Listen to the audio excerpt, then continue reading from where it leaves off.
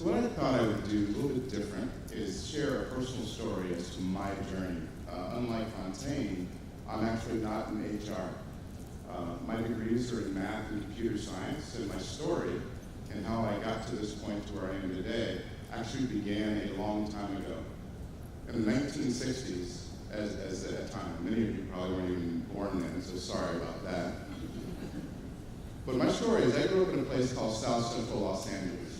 South Central Los Angeles, very, very bad place. Actually, the three top jobs where I grew up are you can be a drug dealer, you can be a pimp, or you can be a gang member. And the vast majority, everybody laughs, but the vast majority of the people in my community, those were the paths that they took. But for me, due to the love of my family and education, I got an opportunity to sort of take a different path. And it was then, as I started my career at Xerox Corporation as a programmer back in 1985, I always thought back to, there were a lot of people in my community who had tremendous skills, but they didn't have role models and they didn't have opportunity. So I spent the vast majority of my career as I led development teams around the world, 14 years of startups in the Silicon Valley, one of which got acquired by SAP. Along every step of my career, I took time out of my main job and did my side hustles, my goddaughter calls it all the time, in this area we now call diversity and inclusion, because I know that everything about everyone is important. And if we took extraordinary efforts to sort of include people and give them the types of opportunities, they can have the career that I've had and far beyond. So that's how my journey to D&I began. After many, many years, about 3 years ago, Bill McDermott, CEO of SAP, came and said, Brian, these things that you're doing as a D&I, sort of as an engineer are super important. But these other things that you're doing in the area of D&I as part of your side hustle are even more important. And that's when, over a 9-month period, he convinced me to leave my formal job leading global development in a number of areas at SAP to do this job quite formally. And for that fortuitous decision, that put me on Michael Dell's radar. Because for Michael, in his mind, and again, the man's name is on the building, diversity and inclusion is as important to the next great chapter of Dell as anything else we would do technologically.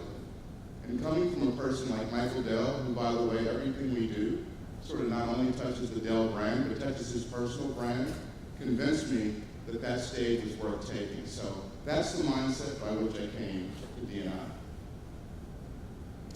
So what are the things that are going on? And I'll let you read those up there. What are the things going on? Because to Fontaine's point, there's a business case behind it. My mindset was, well, why is this a business imperative? You just can't say words like that without proof. Well, number one, we live in an interconnected global marketplace. I look in this audience right now and see that many of you guys come from many different places, many different backgrounds. Now, what's interesting about that interconnected global marketplace is that a couple of things. Number one, the demographic, the diverse demographic is becoming more powerful, both from a B2B perspective as well as a B2C perspective.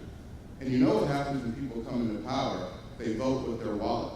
So any company, and all of ours included, that want to continue to lead from the front, we must have strategies and tactics that engage that diverse demographic. At the same time, there's been a lot of correlation and causation. I love it as a mathematician and engineer. I love the fact, I love data. And it shows that diversity and inclusion actually drives innovation, drives employee engagement, and drives employee retention. All of those inure benefit to the business. So this tie is happening, the business is happening even outside of our control and more naturally. Equally as important, how many of your companies talk about digital transformation, either are going through it themselves or are selling it? Most of us, right? But when you think about digital transformation, the whole idea of digital transformation is we think about the technological transformation. We talk about artificial intelligence. We talk about machine learning, AR, VR, IoT, big data. But the reality is there's no company this side of an Arnold Schwarzenegger movie where the machines run the world that will do it alone with just technology. It's all about the talent transformation. And D&I is a key enabler to that talent transformation. So companies, and our customers, your partners are realizing that you must invest in the people who will be more innovative, which are going to drive that digital transformation. So those are the factors for the business case. And then there's always the additional numbers that go with it. Most companies, the vast majority know, 85% in this particular case in this study, that agree that diversity drives innovation, as I spoke about before. 39% knows that inclusive workplaces sort of drive greater customer satisfaction, which we all strive for, our CNPS. And the bottom right number there, the one I like the most, is going back to that case. For companies that support and drive inclusive workplaces around ethnic and culture empowerment, have a 33% greater chance to outperform their peers. In our business, we like to win a lot. Giving ourselves a 33%, and even if you have that number of 16.5, giving you that competitive advantage to win if you're ethnic and culturally inclusive, and 21% if you're gender inclusive, makes a significant difference. And going back to what Fontaine said, that's the business case. So when you start talking about the heart and the head together, so the heart is, we know that diversity and inclusion is the right thing to do because all people matter. But when you start thinking about the head, we know that as our companies, in working with companies, we want our companies to continually be viable and to win. And those numbers do matter. So, how do you execute? So those are the numbers, that's a quick little business case. What are the things that are really going on? As I said before, and I'll continue to say, everything about all of us and everything about everyone really does matter. So we must bring underrepresented groups, whatever that definition is. In some parts of the world, it's a gender conversation. In some parts of the world, it's also an ethnic and cultural inclusion conversation. In some parts of the world, it's an LGBTI conversation.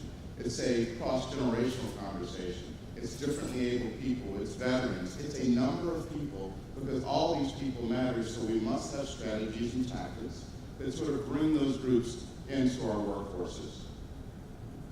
Number two, you must have an environment, once those people get there, where they can be successful. We talk about bringing your authentic selves to work. An authentic self, that's a very complex kind of concept, right?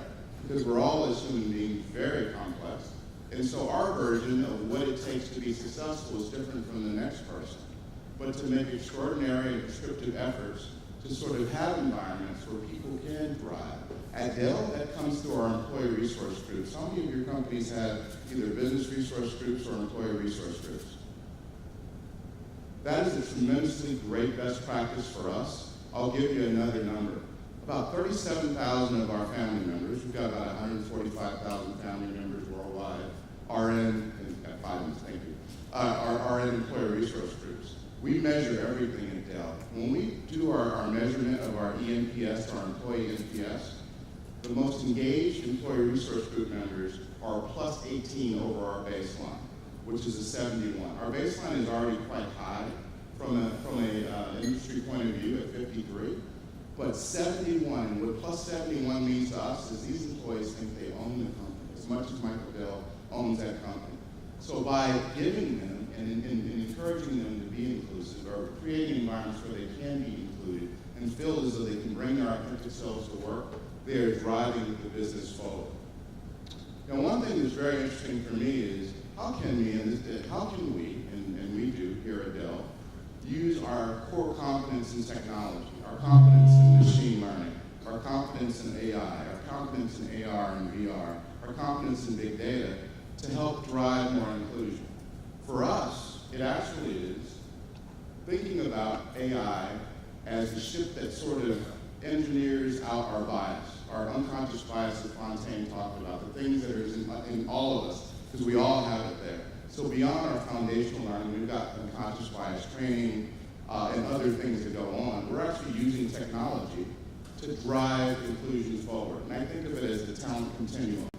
How we sort of select where we find the talent. How do we engage to hire that talent?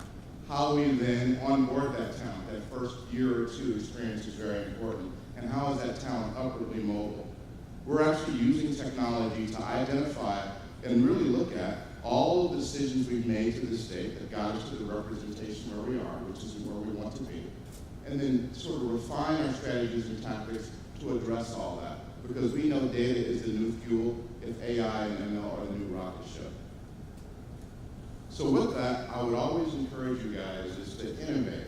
When people ask you the question of, wow, Brian, you left that career as an engineer and you got into this whole different space, I would argue that that's not what I did. What I ended up doing is I've earned the right through being an engineer, earned the right through being a mathematician to innovate in the D&I space.